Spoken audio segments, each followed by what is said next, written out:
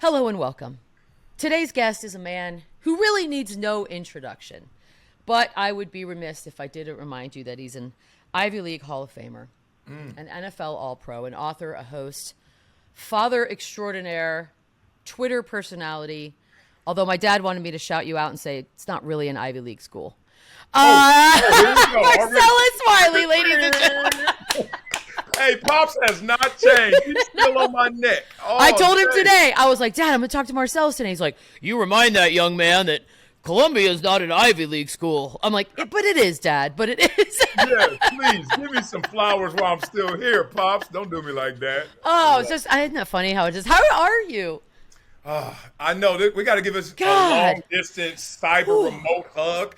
It's been forever since I was at your house at parties or just hanging.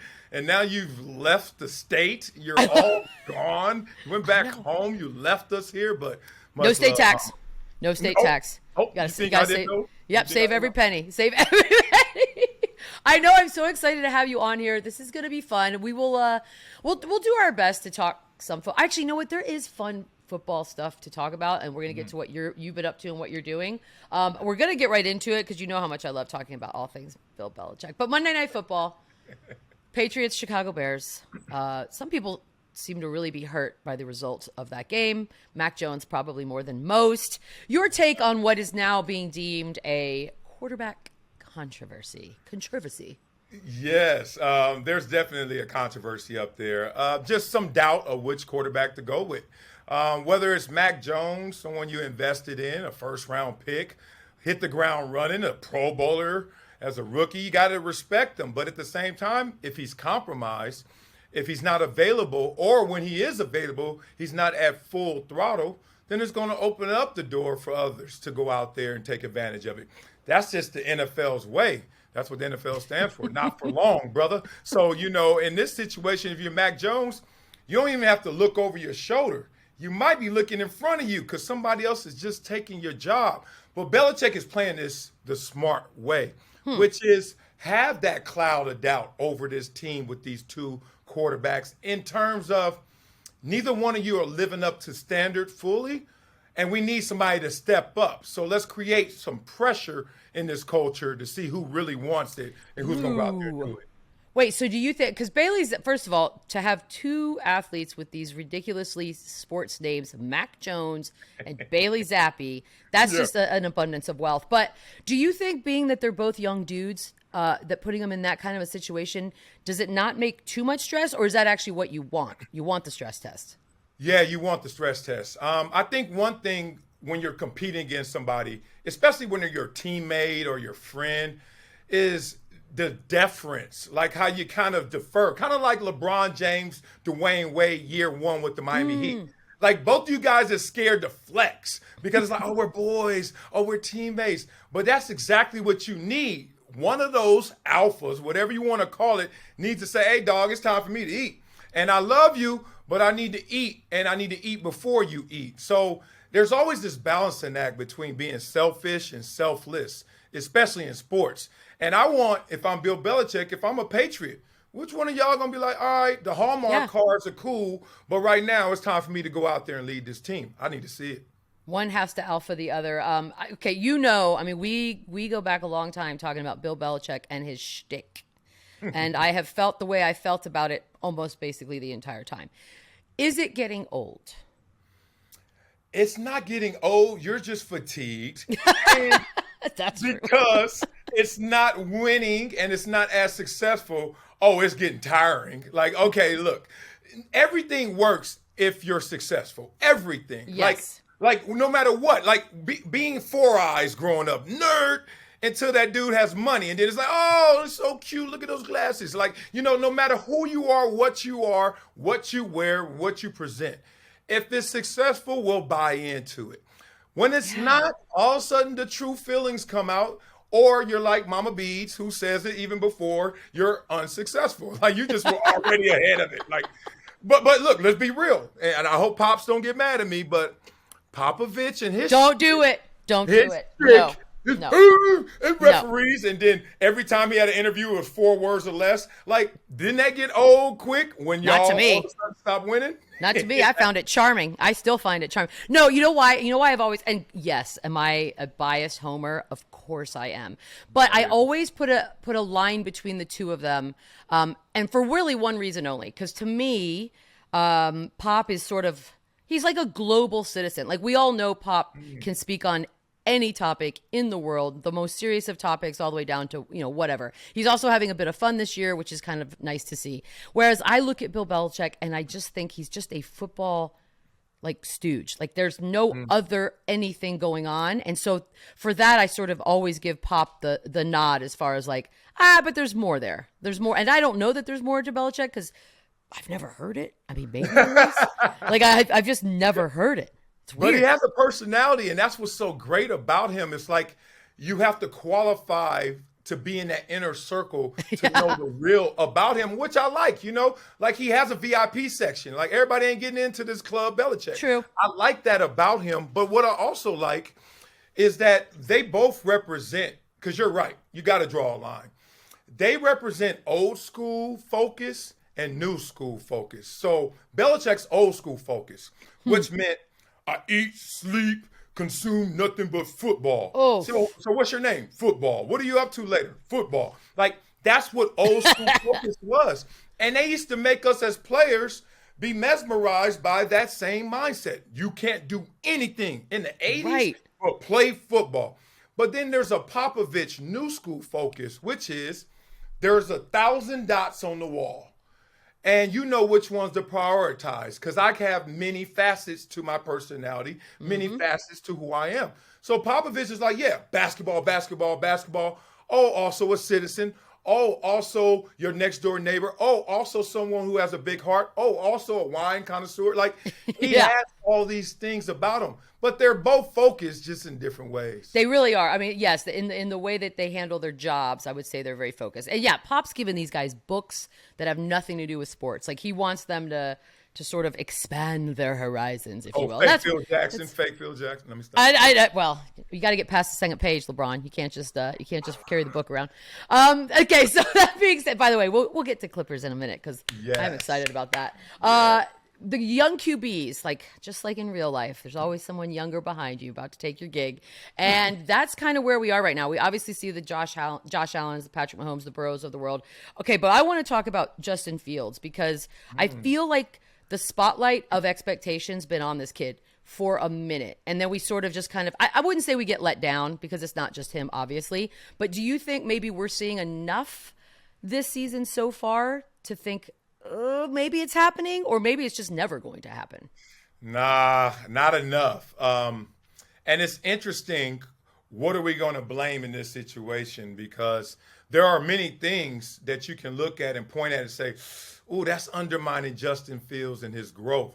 To me, he reminds me of like the rapper with great lyrics, but not a good producer. Like, damn it, like, where your beats at? Like, I hear you, I feel you, I can see it. It ain't hit me like that just yet. And I think he needs a Dr. Dre. Like, I don't know what is going to come from general manager, head coach, change his system, but they're going to use Justin Fields up if they continue on this trajectory. Don't be fooled by them going out there and beating up on the Patriots. You're like, oh, everything is fixed. No, it's not. This is a system right now that is still relying too much on his footwork instead of on his arm talent. And I know that Justin Fields can throw the football. We saw that in college. We need to see that translate, because if not, you're going to put him into a corner and all of a sudden have to make him be an athlete, just a supreme talent to be a capable quarterback when he has the talent as a throwing quarterback to do those things. So they need to fix it, or else they're going to waste him. Like, when you watch it as a former player and you see like Sam Ellinger's going to get his shot, Kenny P is going to get his shot. Like, do you see enough to go, all right, the baton is now passed, or is this just temporary? Look, there's the ones who are tier one, who are obvious. You already mentioned many of them, Josh Allen, Patrick Mahomes, et cetera. Quarterback is hard. We talk quarterback hard. Like, it's so hard that when we got like our first team meeting in training camp, And then, like, after that meeting, if you're a quarterback, we don't see you anymore. But if you're any other position, you're like going to training table to eat. You might go work out again. We might even see you downstairs playing pool. You might even sneak out and try to go hit the local pub and see what's going on. Like, every other position, the amount of work that it takes to play your position pales in comparison to quarterback. Because the quarterback not only has to know what they have to do, right, what everyone on offense has to do, then they have to know what everyone on defense is trying to do in disguise, and then what they're really going to do after that disguise. All that fast. Man, all I had to do, all I had to know was, okay, Orlando Pace right here. Either he going to go backwards, he going to come straight at me. Beat him with a move or get pancake. All right, second down. That's it. Boom, done. Okay, moving on to the next. So those quarterbacks, man, you can never fully indict one as he's next until he's now, and he's consistently now. And right now, those guys are still riding the wave. They're not now. They may be next. It's exciting, but kind of terrifying. You mentioned Josh Allen. I mean, look, the Packers, not good. And they're going to go into Buffalo, and it's not going to be good. What am I supposed to do? Well, how do I categorize Aaron Rodgers now? And obviously he's speaking out this week and you know, wherever the blame game is going and shifting. But it's hard for me to believe that in the same year, and we'll talk Tom Brady after the break, but in the same year, we're going to watch both Aaron Rodgers and Tom Brady decline. That cannot be possible. But I don't see the light at the end of the tunnel for this Packers team. Do you? I don't either. You know, I think that Aaron Rodgers just stayed at the tables a little too long. Ooh, that's the worst. Yes, you already know. God, I do that. It's okay to bet on yourself. It's okay to double down on yourself. But remember, in the back of your head, the house wins. Like, somehow, some way, you need to get up, take your winnings, take your earnings. And I think he kept betting on Aaron Rodgers, which is amazing because he's a 4-time MVP, back-to-back MVP. But you didn't do that by yourself. And I think he lost a little sight of what he needed around him, Devontae Adams, what he needed around him in terms of team chemistry and culture. Like, Aaron Rodgers could wake up, be inspired, and ball out. Aaron Rodgers last year, with all his speaking out and missing this and that, can just show up day one and ready to roll. That's not everybody, especially when it's a team and you're the leader of that team. So when you set that tone, like, I'm just going to show up and show out, some other players think that as well, and they learn the hard way, and then you all suffer. So I think Tom Brady is suffering from that too. It's sad to see him at this point of his career, after 2 decades plus of playing, that now he's going to be looked at, if properly looked at, as a distraction. Like, hold on, bro. You retire, unretire, come back, then you are spotty. You missed 11 days of camp, come back, and your response to missing 11 days of training camp is, man, I got a lot of shit going on, bro. like what? Oh, like we all don't? And so now you're seeing 2 guys who maybe are not going back to square one in preparation. And they always say, if you don't do that, you're going to rob yourself sooner or later. So I know hindsight's 2020, obviously. And we know that Brady did go as far as to officially retire, but Aaron didn't. Even though the idea was out there, the rumors were floating, he seemed to be playing the will I, won't I game, at least for a little while. Should he have? Or was there ever even a shot? It's just as simple as, so you're saying no way. Are you being a journalist right now? Where's Beadle at? I don't know. I don't know. Your... I think ayahuasca is cool. There it is. What the hell? What Syracuse school of journalism you just no. I'm small J, tiny J, no J. Like, that's my journalism. Oh, I love it when us outsiders say, should he have retired? But, like, wouldn't you wish you could now? I feel like if I was him, I'd be like, fuck, I should have retired. Okay. It's amazing that when all things fail in the NFL, we all are reminded that executives, ownership, commissioner, it's a business, it's entertainment. But then when it's a player and he's failing, oh, why are you even out there? Why are you even trying in the first place? Get your ass out. For $50 million, let me fail. Let me figure this out. That's a great point. And it's not just fail. It's an effort of trying and to achieve. I'm coming up short. Who knows how this season plays out? Sure. 14-2 Chargers. As soon as I left the Chargers, the next year they're like 14-2. I'm upset. I'm pissed. I'm like, how they get that good, that fast without me? But they did. Now, I'm like, and then I wasn't rooting against them, even though I had some jealousy. I was rooting for them. But I told myself, I was like, we'll see how this plays out, how this finishes. It's a marathon. So who knows how this season will even play out, let alone going forward with their careers. But this whole tap out, you're a 4-time MVP. Oh, you don't look up to standard and quit? Nah, ball till you fall. You know what, though? I think he didn't do himself any favor. And look, Aaron's always been a different dude. Like, that is not up for discussion. He's kind of by his own drum, yada, yada. But he didn't do himself any favors with all the, whether I agree with him or not, I don't care, actually, quite frankly. It's like he put an unnecessary target on his back last year. It's all that extracurricular stuff that's like, it brings attention that perhaps wouldn't have been there otherwise. And I feel like that probably isn't helping the overall vibe, I would imagine, in that locker room, in his own personal bubble, like all of those things. And Tom Brady, I mean, you could make the same argument for Tom Brady, really. Like, I don't know if any lessons were learned, but do you think it could have been a little easier on their own? Yeah, Aaron Rodgers didn't have to step in it like he did. and, you know, like he was misleading. So my grandma always says you can't make sense out of nonsense. So when you start off with nonsense, it's never going to be sensible. It's never going to get back right fully.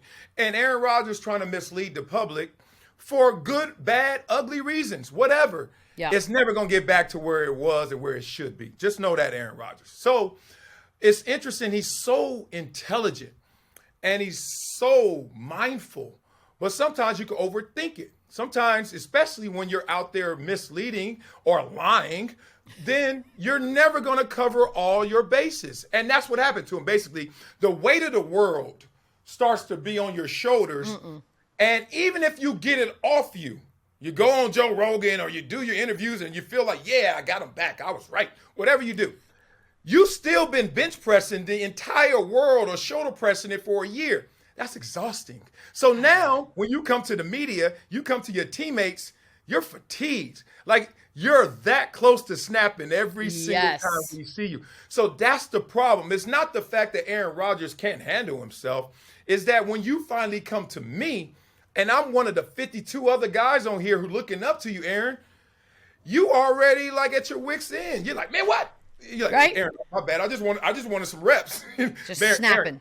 And he's snapping. He didn't even work out with the guys in the offseason to the fullest.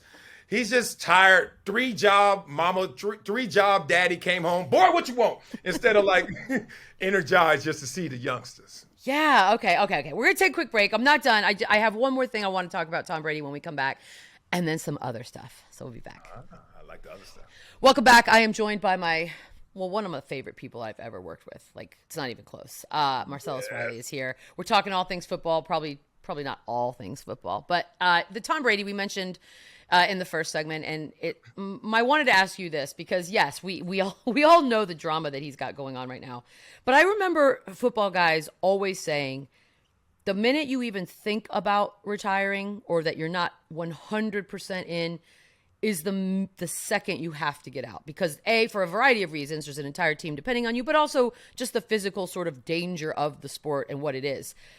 When you watch him now and body language, after when he's talking, what of that, do you see a guy that is 100% still in, or is he just sort of treading water? Yeah, if I had to pick, I would say treading water. And I hate to be binary, but obviously it's layered with Tom Brady. So much is coming his way. And I think if we really want to know the answer, we got to go back a few years and the departure from New England and really just finally leaving the nest of whatever Belichick and Kraft created in New England. That culture, everyone buying in and being Teflon to outside forces in large part. And then you come to Tampa Bay and you got your freedom.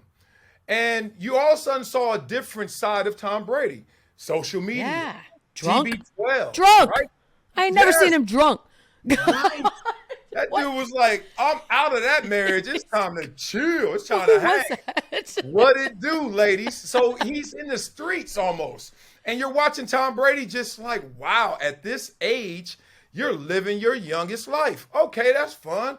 Freedom. and it looks like he's enjoying the game. Then he wins the Super Bowl. Oh, you can't tell him nothing now. No. So in this situation, all of a sudden, Tom Brady is now showing more of himself to the world, which also means you're exposing more of yourself to the world. And I don't think he calculated this, but now it's coming. Tom Brady's not protected in Tampa Bay like he was in New England. He doesn't have the same coach. He doesn't have the same kind of equity. You won a Super Bowl there, but Tampa Bay is not New England in that culture. So what happens is with that exposure, you're taking more hits. And those hits are starting to add up on Tom Brady mentally. I think Tom Brady right now and his calculation of this team, knowing that the offensive line has issues, knowing that they have issues all around, he's like, I don't know, it's going to take a lot. And then he's not giving as much as he's used to giving. Right. So that's just a failing equation. You know it's going to be a daunting task, and whatever level of commitment you have now, it just doesn't look the same as it did yesteryear, and that's going to be a tough task. Man, if you'd have told me 5 years ago this is how it was all going to play out, I would have lost a lot of money. A lot of money. This is crazy to me that we're talking about Tom Brady in these terms. He's playing, of course, Lamar Jackson, who we all know. We say athletes bet on themselves in a variety of different ways, but Lamar, he is betting on himself. When you saw that how this contract situation has played out, how he's going to just let it ride and see what happens, did you think to yourself, mistake or, okay, good? Yeah, I thought great. I didn't even think good. I was like, oh, yeah, go get yours. Because there's no losing in this situation. None. Let's start here. Up to this point, what has he made? Like, I think $30 million in his career. He's making 23 this year. Okay, so we're starting from 23. Right. Now, you got to say two things going to happen. He's going to ball out. Woo, if he balls out, we already know that. $250, $300 million. Whew. Most of it, if not all of it, guaranteed. Okay, so he's good there. He's good now because he's making 23. He's good if he balls out. But what if he fails? Right. Or what if he gets hurt? Or what if they don't think of him the same? Now, there are instance after instance of guys that still made a ton of money that lived through every one of those. Let's start with the one where they don't think that high of you, Kirk Cousins. Kirk Cousins, going back like 5 years ago, was up for a deal. And they were like, we don't want to give Kirk Cousins that type of money because Kirk Cousins ain't that type of quarterback. So guess what they did? Franchise, you go to Minnesota, et cetera, et cetera. Do you know over the last 4 years before the kickoff of this year, who made the most money in the NFL? It's crazy. It's Kirk Cousins. Okay. Crazy. Okay, so they don't think of you the same. Oh, no, you got hurt. Dak Prescott, who is not a former unanimous MVP like Lamar Jackson, got $160 million after injury. So I'm waiting for the person to tell me what bucket will Lamar Jackson land in that's bad for him. Roll those dice, big dog. Stay at the tables. Bet on yourself. It's like it's weird. I don't know him. I've never met him, but there's this inner side of me that I'm just like, I just really hope it works out for this young man. I don't want anything bad to happen. Yes, he's authentic. He's himself. He's not caving to the pressures. He's just like, my mama's taking care of me. Look, and people take that the wrong way. Like, you had like his mama on page 73, paragraph 3. Like, I don't know about this.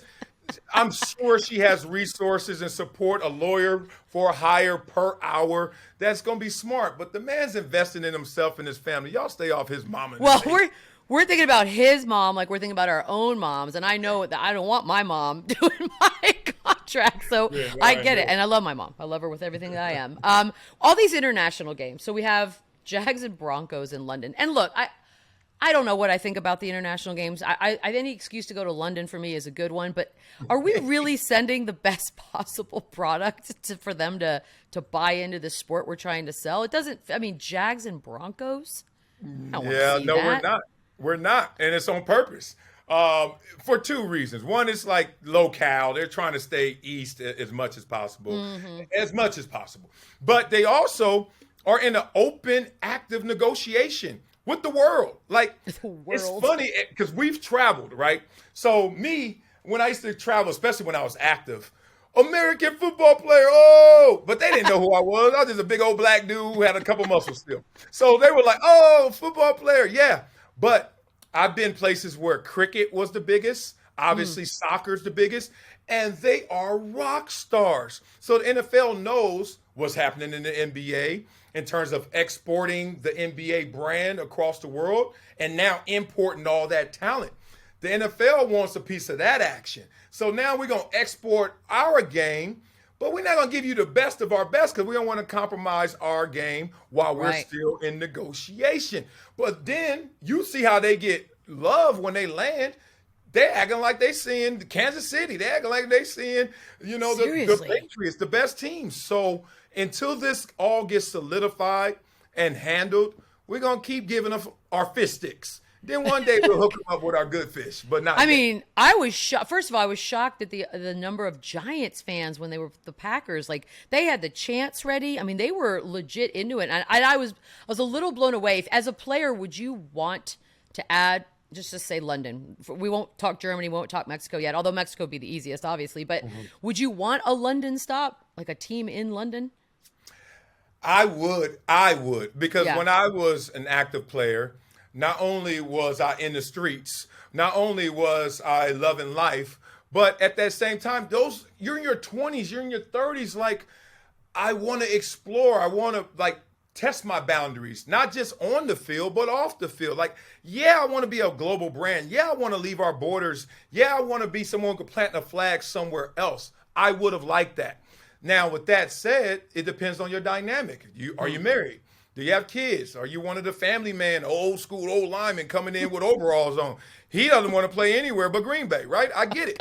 But then, me, if I'm out there, if I'm balling on and off the field, yeah, I want to live somewhere else just to kind of check the box. Hell yeah. If you came to me right now and said you got to move to London tomorrow, I'm like, sweet. Let me know where I need to be at the airport. Sounds good to me. And what's the Wi-Fi? Right? What's the Wi-Fi? I'll be there bright and early. Okay, so we have a serious story. We have to get to this. Switch gears. The NFL has just announced that the Jonas Brothers will be performing at halftime of the Thanksgiving game. What do we think about this? Does that feel right? Well, at least you didn't say Super Bowl because I was about to cry. Oh, no, Rihanna's not going to have 8 parts of Jonas Brothers, though. I don't know who she's bringing, but she's not bringing them. Okay, good. Look, we had the Jonas Brothers on Sports Nation before. I swear we had. We played softball against them. Remember? I was obsessed with Nick, like a 40-year-old should be. Obviously. So I'm anchored to that moment. I'm anchored to those emotions.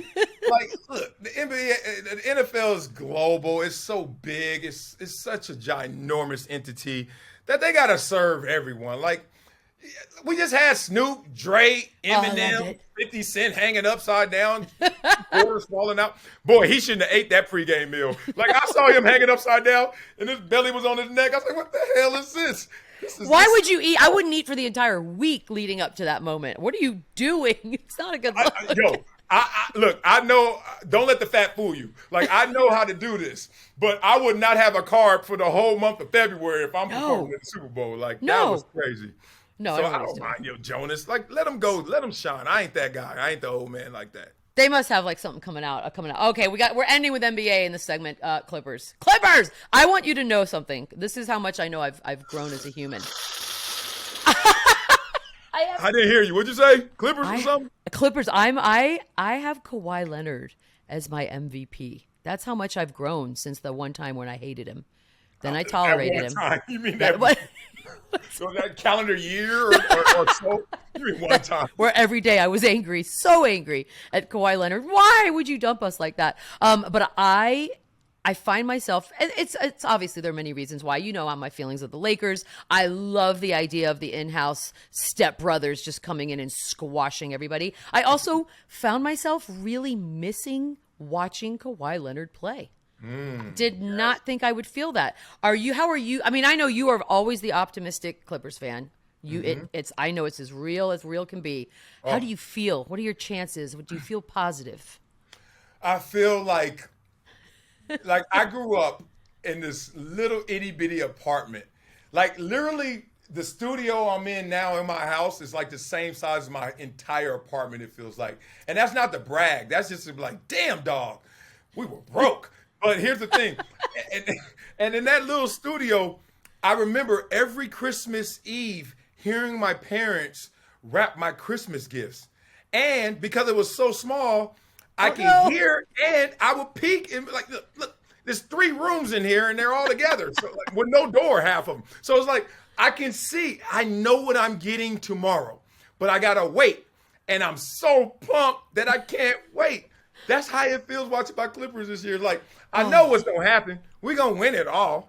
But I got to wait for y'all to see it. I got to wait for the day to come. I got to wait for the finals to actually arrive for us to go out there and get crowned champions. But we just got too much for everybody. It's going to be a problem this year. We got it. What's your biggest obstacle to the championship? Which team? And I don't care which conference. Which team? I'm trying to go away from Golden State, and then I'm just taking too long to go away from Golden State. It's probably Golden State, like, be real. Because they have that X factor, and it's not just their championship experience. It's not the fact that they've been there, done that. It's not the fact that they have emerging young talent, Jordan Poole and superstars on the make.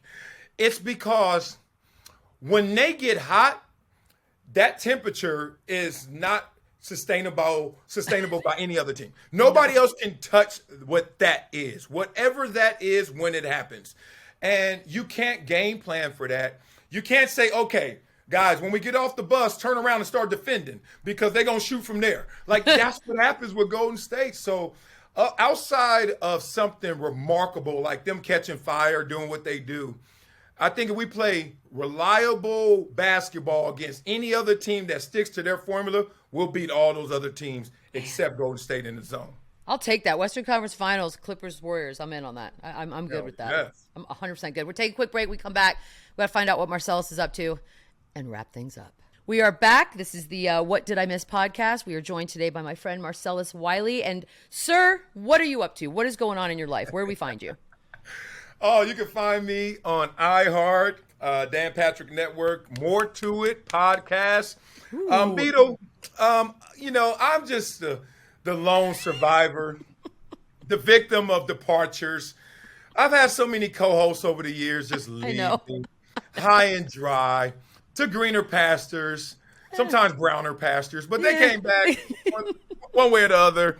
But in all seriousness, I used to be jealous of all of you guys. You, Carissa, Max, Whitlock, because you guys all chase what you guys want. God, that's right. I forgot about Whitlock. Holy cow. Nick Khan. How about I miss Nick Khan. People don't know the entire story, but it's been brewing and building in me for a while because, frankly, I've been talking life in the guise of sports. Like, I'm a sociology major. I was going to be a school teacher, a school dean, or a counselor. But I just kept getting bigger, faster, stronger, and they were like, all right, play in the NFL. I was like, sure, I'll holler. And I did it. But in all seriousness, for me, there's always been this muscle and this appetite to talk more than just players, talk people, talk more than just sports, talk life. Or if I'm talking sports, we're going to talk about all the deep emotions and storylines. And what started to happen and what's happening in our business is simply, I feel a divide between us who are on a desk with a suit on, all prepped up, talking sports one way, that's not the most authentic, I will say. And then people at home with tank tops on, hats on, and T-shirts on, breaking it down. And I was like, wait a minute. I am not the fluffy type. I do not eat cotton candy, and I'm up here selling it right now. So let me get to where the getting is good and where it's realest. So that journey began years ago, but it finally culminated this year. Yes. Okay, so I like this so much. I know I'm with you on that. I sort of had missed talking sports with like sports fans. Like, I mean, I found myself even just this past weekend, just randomly in a car with a bunch of people that I work with, just talking about sports and just like a really authentic, like you're yelling at each other basically. You're like, how dare you compare it to Michael Jordan? It's like a whole thing, but because everyone actually felt it, not because we got a rundown in the morning and it told us what you had to feel. Right. So yeah. So I love this. Okay, so has that started? Like, where do we just go get it? Yeah. Look, I've had shows. The Fox situation, it looks like it's behind me. I've had shows offered and opportunities with them. Long story short, I am moving on to some other entities, big brands, big platforms that want to talk it the real way. Because as a sports fan and as a former player, I hate it when it was more interesting doing a show during commercial break than it was on air. Like I'm literally talking to dudes who would say juicier, realer things when we weren't on air than on air. And I was like, wait a minute, dog. And this has been happening for a long time in different forms, different fashions. And with the emergence of sports, I guess new media, internet media, whatever you want to call it, that's just so enticing because it's natural, it's real. And that's where the people are. So instead of telling everyone, come watch me from 12 to 1, I want to come talk sports with you no matter where you are and what you're up to. Whenever. Marcellus, I love you. I am so happy that today specifically is the day that we had you on, because I actually, the beginning of one is the break of another. We are taking a few breaks here on this podcast. It's our last episode with The Athletic, but we will be back because there's no way. Huh? There's no way. Yeah, it's our last with them, but it's Gabe and it's Paige, and I'm not going to not talk about shit with Gabe and Paige. And we still have our number, 631-397-0403. So you can, I'm sure we'll get all kinds of lovely messages on there, but please keep sending them. Marcellus, thank you for doing this with me. I am so happy for you. You seem genuinely happy. The family is, God, what a hideous family you've put together. My goodness. But seriously, mwah, I feel like you're in the next room. Thank you. Oh, thank you so much. Long distance hug, Mama. I see you soon. Long distance. Yes, man.